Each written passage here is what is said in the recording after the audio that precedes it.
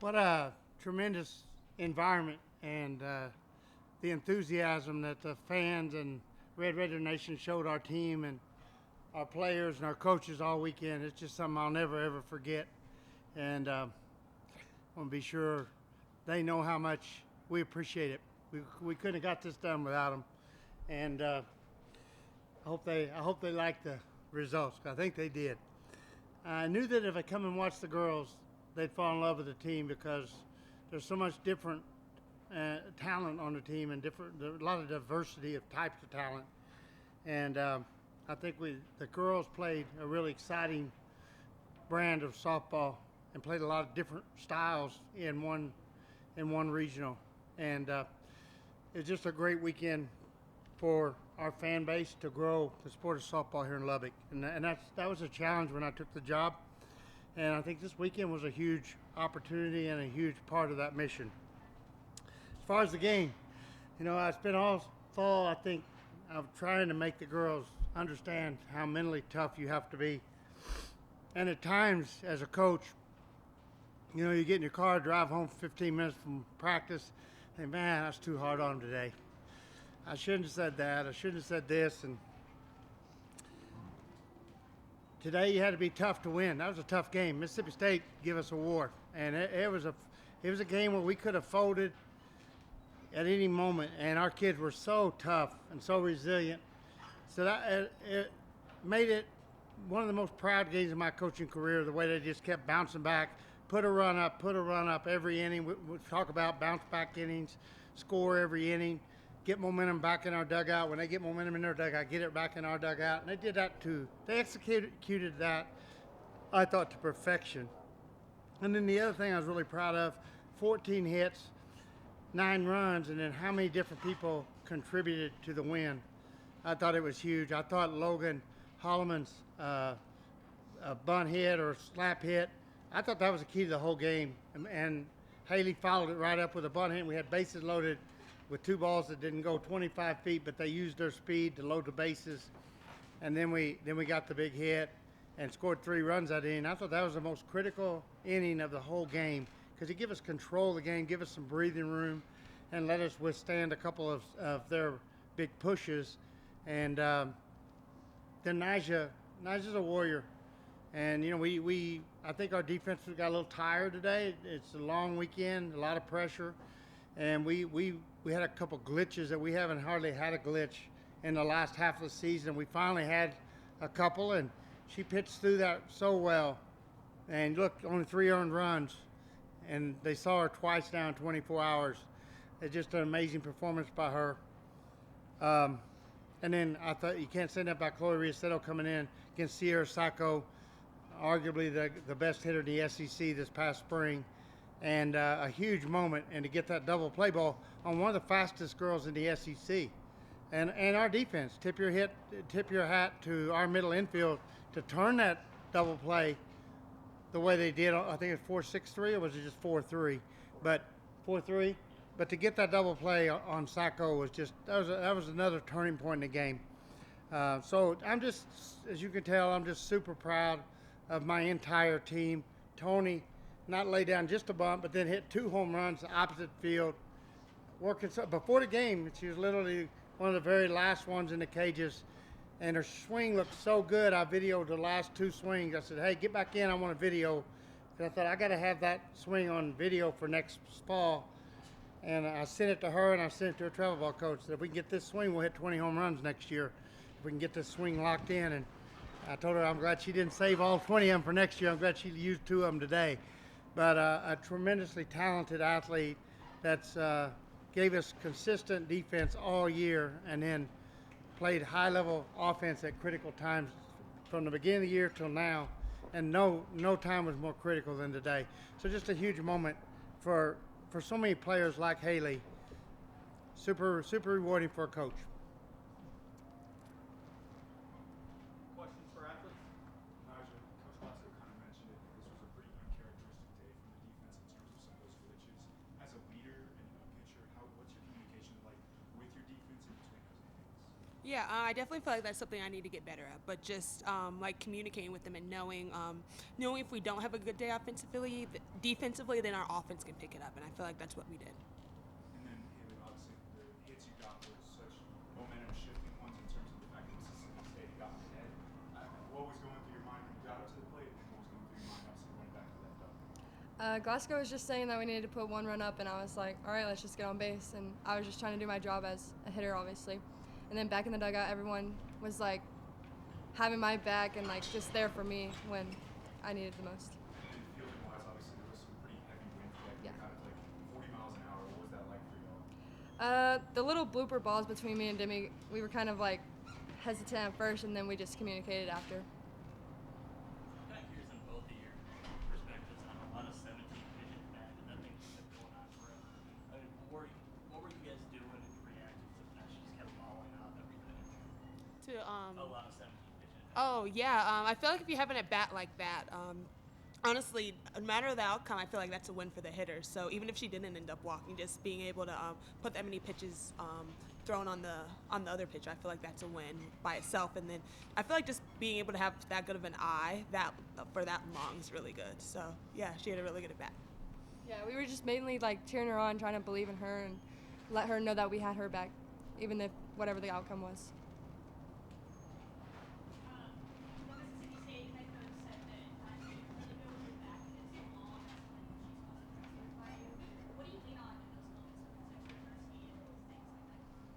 Yeah, honestly, just my team. Like I know I have another year, but we have two girls on this team who this is their last outing. So I'm just trying to extend that as long as possible and just trying to fight one more game just for them. Haley, there's been a lot of talk about growth this year with this team as a freshman. How do you think you've grown since early season to now to doing it? Mainly just trusting that my teammates will do it. If I don't, then they will, and just knowing that they have my back always. I know it's not the ultimate goal for you guys, but for both of you, what does it mean to lead Texas Tech to their first situation appearance? It means everything, and just to be able to do this here at Rocky Johnson and in Lubbock, Texas, means a lot. And just we really felt the support today, so we're hoping that carries on to next season. Yeah, as a freshman, we've been struggling with like the crowd and stuff, so we just want to have them involved and just have everyone cheering for us. One more, just for both of you again. You guys' offense has evolved so much from the start of the year, from the first on Mississippi State till now. Outscoring everybody. It's not just pitching, but the offense is contributing. What has gone into getting the runs to produce to help out? Like, if Maddie's not having her best game, you guys don't have to worry about it because you have the offense to back it up. Yeah, I feel like the time to play your best ball is honestly in May and June. So it might have taken a little bit to get here, but when else do you want to play your best ball? I mean, I feel like this is the best time to show just how good this team is offensively. Yeah, we just work in the cages every single day. Don't even try to like do too much, just trying to get on base. All right. Y'all go for that. Any questions for Coach Glasgow? Congratulations. Thank you. And then, sorry, I just want to say also, I know Chloe's not here, but she pitched an amazing game, and just being able to come in, I feel like means a lot, and just says a lot about the pitching staff as a whole. Okay, thank you guys.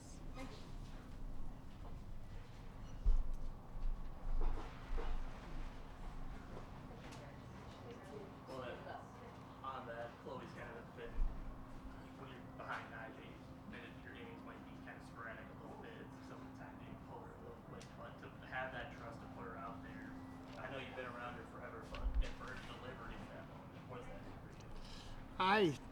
I love Chloe in clutch moments. The one thing I know from coaching her at Louisiana is she's really good in clutch. You know, if you go back and watch the Oklahoma win at Oklahoma when they'd won, I think, 70, 71 games in a row. And, you know, we made a defensive miscue and let them tie the game 4-4 in the bottom of the seventh. And then she comes right back and holds them in the bottom of the eighth. And it just tells you so much about her. And you see her, I've seen her, you know, against Baylor and Texas in big moments, LSU in big moments. She gets better in big moments. And so I kind of wanted to put her in at the beginning of the inning as 9, but you know, Nyjah said, I feel good. You know, Nyjah, she's a competitor. She didn't really want to come out of the game. I said, okay, you take it. But I told Chloe, come in the dugout, be ready one base runner you're in. And that was a tough one. You know, that Sacco's so good. But I like that matchup, lefty on lefty. She hadn't seen Chloe. She'd seen Nyjah. I felt like I wouldn't have made the move. I didn't think it was a better matchup for us at that point with Chloe because I hadn't seen her. And I know how mentally tough Chloe is. So it's a huge bonus to have a veteran, tough-minded pitcher like Chloe Riasetto. Huge bonus. And then kind of similar question. Usually when you have a 5-run lead, it's usually pretty good when Nyjah's in there, but just one of those games for you. But your offense has evolved to where she can have an off game from her usual standards, and your offense is fine. What have you seen from the evolution of your offense scoring-wise? Yeah. You know, you talk about, one of the things that we talked about this week is, or last week maybe before the conference tournament, in postseason, to have success and get the World Series, you know you got to win a 1-0 game. You know you got to win extra inning game. You know you've got to come from behind once. You know you've got to win a shootout game. And this was our shootout game. And in those shootout games, you got to score every inning. So we talked about all those different scenarios. And then when you get into that game where you get behind, that's what comes from behind game. So you thrive in that moment. You don't look at it as a bad thing. You go, oh, this is our opportunity to win or come from behind. We can knock off that come from behind winner. We can check that box. And from the very beginning today, you know, it's score every inning, girls. Let's make this a high-scoring game. And one of the things I love to say is score 10 will win. Score 10 will win. Don't leave it to the pitchers. And they buy into that really well. And we had the momentum going. And then the wind, there was a lot of factors today. You know, we'd all seen each other 24 hours ago. You know, everybody's tired, not just physically tired, there's a lot of mental fatigue. At the end of a regional, you're just exhausted from the week of practice, the preparation, from watching film. You know, in my mind right now, I'm just exhausted, so are the players. So that plays into why, if you look at scores all over the country right now, they're high scoring.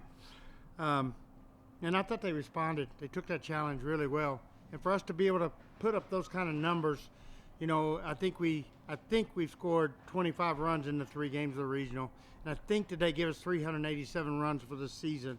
One of the commitments I give to Nyjah when I was recruiting is we'll score 360 runs. I've scored 360 runs every year I've coached except for 3, and it's my first year at Louisiana, my first year at A&M, and my first year at Georgia. But we'll do it this year here if you come here. And so we did that. We got that covered. And so we're prepared. You know, I think we worked our tails off to be prepared for this moment. Go back over your decision to pinch hit Logan there. I know Vic hadn't really hit the ball a lot, but you go back to fatigue. Maybe she's tired. Was it just wanting somebody fast that could potentially? No, I didn't want to sacrifice. You know, when I first said it, Coach Kayla said, Vic's a great bunter. Let her bunt. I said, no, I don't want to bunt. I want to get a runner on base. I want to use. That was a perfect opportunity to maximize the use of Logan Hallman's talent and her speed. I wasn't just going to move, you know, the leadoff batter to second. I wanted 2 runners on base for Tony, and we did the same thing in the conference tournament as well. And that's where Logan has gotten. You know, she come in now twice and got that really big moment and moved the runners and got a hit. And she's a very talented player. There's not very many players in the country as fast as her, and she's accepted that role. And, you know, at this point in the season, everybody has a role. So the key to winning and key to getting to the World Series is everybody accept their role and then embrace their role and then be able to fulfill their role when it comes time. And that's a kid doing a great job of that. That's not easy. It's just really, it's easy to be the starter and get all the attention and be out there every day. It's really hard to be that kid that embraces their role and helps their team and their family get to the next round by doing their job in that one critical moment, much like a kickoff returner or an extra point specialist. And Logan, and that was huge. And to me, and when I talked to the team after the game, I thought it was the most important play of the whole entire game. That's how big I thought that moment was. Nyjah kind of mentioned it, that she's still working on her communication with your defense, especially in moments like these where there is you're relying on the defense to make a play and they may not make the play. I'm curious what you saw in the dugout between her and the defense and just that communication. Yeah, I think they're doing great. I think we had went, 33 innings without scoring a run, and the law of averages caught up with us today. And we could have stopped the first 3-run inning. The first 3-run inning should have never happened. If we'd just played our normal defense, that wouldn't have occurred. And then the next, they just saw her. That was like their 6th time they've seen Nyjah. And the batters have seen her 6 times in 24 hours. And there's just only so many things you can do. The other thing, she had a blister in her hand, so she was only throwing 2 pitches. She could only throw 2 of her pitches. Rise ball, change up, that affected her. And so we weren't able to go to the outside corner with a curve. We weren't throwing a drop. There was just a lot of things going on to play there that affected what you saw. But she's a warrior, and she just made it. She found a way to win on a bad day. And when you can win a regional championship on your off day, or when you're injured, or when you're not at 100%, it's when you know you're a really special athlete. And then for Haley, Tony, to have somebody at the back end of your lineup still be able to be such a strong hitter, how important is that to not just front load your lineup and actually have to beat that through? Yeah, I think as an offensive coach, I want 9 great hitters. And if you watch our lineup, like, it's not an insult to be my 9-hole. I think that's got to be a great hitter to be in a 9-hole. And, I want Demi down there because she's so good. I also have to be careful because, like, I moved Demi and Vic today because Demi hit the home run yesterday. I thought if I put her right behind Nyjah, they would get Nyjah pitches. I didn't want them to go around Nyjah. And I made that flip. But, I moved that lineup a little bit, just tweaking it here and there because of certain situations or certain matchups. But the 9-hole every single day is critical because I got to have somebody on base when Maya Davis comes up and when the top of the order gets up. And having a kid like Tony that can bat second one day or lead off or second or 9, to me, 2 and 9 is the same player in my mind. Is that why you flipped her? Because I think game 1 she was batting 2-hole, right? Yeah. I put her up in 2-hole in game 1 to tell her, that was just to tell you, hey, I believe in you. You're a great player. You're a great freshman. I didn't want to put her there because it's a little bit too much pressure for the freshman, but I had to do it because I wanted to know I believe her. And the next day I said, hey, I'm going to let the seniors have some pressure here. I want you to have fun, play defense. I'm going to put you back in the 9. If you have a 3 for 4 day, you'll be on when Maya gets on. And then I told Langley, like, hey, I need the seniors to step up. I need to put you in a 2-hole. I want you to go the 2-hole. Give me senior leadership. Let me move Tony to the 9-hole so she can just focus on playing shortstop today. Stuff like that I think is important mentally to do and make adjustments. It's weird. It's kind of my style of coaching that's, may not even be true. I don't know. It's just the way I believe in. And it works sometimes. So go there. And the thing is, if players are great players, like Langler's going to make stuff work most of the time. Tony looks to me like she's going to be a player in her career no matter what. If I put her today, it wouldn't matter if I had her batting anywhere in the lineup, 1 through 9, she's going to look really good, right? And if you're going to say, if I'd have put her in a 2-hole or 3-hole, if I'd have had her in a 3-hole day, I said, man, coach is smart. He knew it. Coach didn't know anything. She did it. And so it's just fun to have a great, talented player like Haley Tony. How much time do you take to celebrate this, and then when do you start preparing for Super Bowl? I'll probably start looking forward to stay when I get home. I've been celebrating all the last hour. I'm ready to go. I'm ready to start looking for Florida State. And I'll celebrate in June, July. Right now we need to go to work, and I told the kids, my first 2 years coaching college, we went to the Final Four. I thought I was going to go every single year. And now it's been 8 years since I've been to the World Series. So these next 4 days, believe me, we want to make them count. And we want to recognize the opportunity, the importance of the opportunity to be prepared when we get to Florida State. And know when we leave Florida State, no matter what the outcome, we did everything we could to give ourselves a chance to get to Oklahoma City. And then we accept the results of that, regardless of what happens. All right. Thanks, Coach. Thank you. Congratulations.